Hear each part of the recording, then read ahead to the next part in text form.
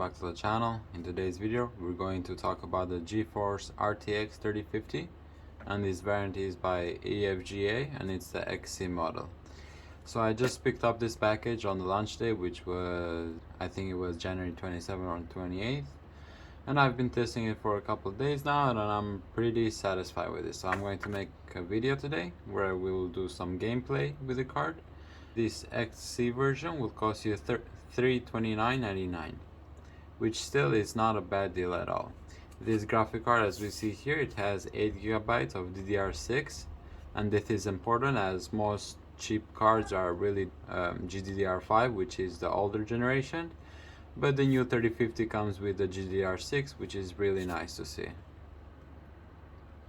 Now let's take a look a little bit more at the packaging. We can see here the 3050, and also the Nvidia Ampere Arc, the DL55, and also ray tracing, which I will talk later, which is really important on the gameplay part. So stay tuned on the gameplay where I will show you the FPS with the ray tracing and without ray tracing.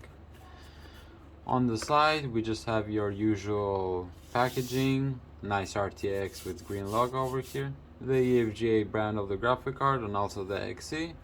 And something particular about this EVGA XC card is that it's slightly overclocked, not too much, but it's increased from the regular one. So if you want to get a 3050 and you want to have it overclocked, you know, for some better performance, look for EVGAs or other companies like Gigabyte or MSI. I think there is even a triple fan design with Gigabyte, which offers extra cooling.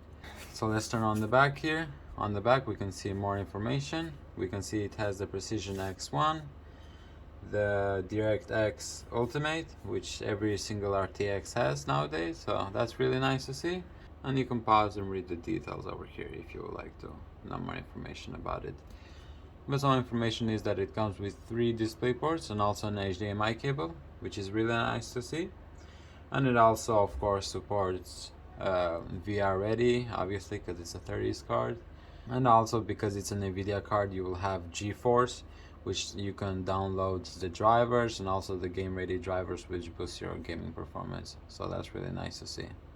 So this is as far as packaging comes. I already have opened the box, unfortunately, and I already put it on the computer, but let's check out what's inside of it.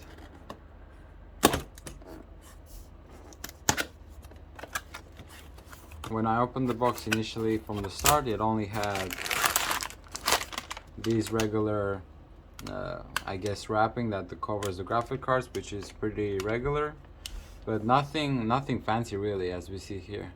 There is no foam packaging or anything. It just comes in this plastic bag, which you pull it out, and that's pretty much it.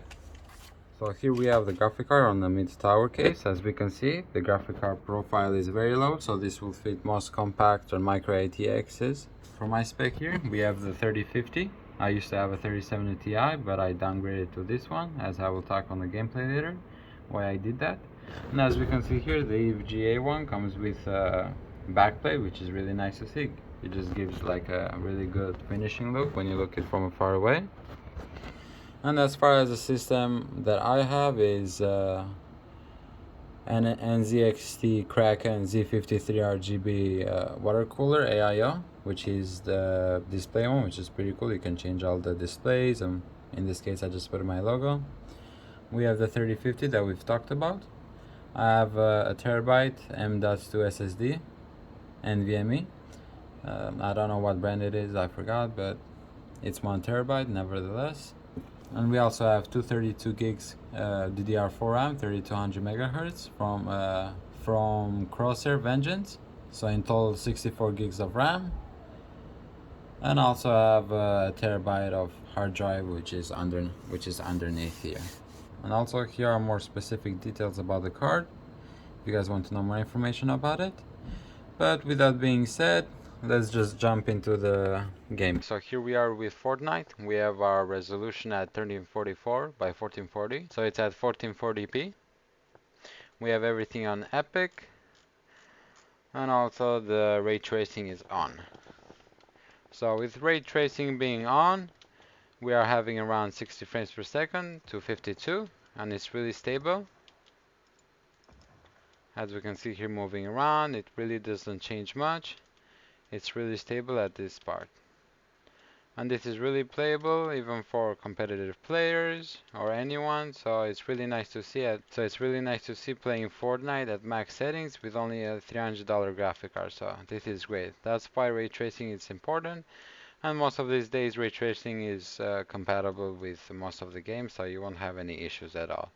But let's say that your game that you want to play doesn't support ray tracing.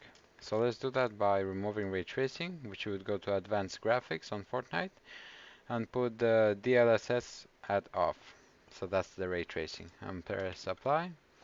And as you can see here, we are at around 40 frames per second to 30.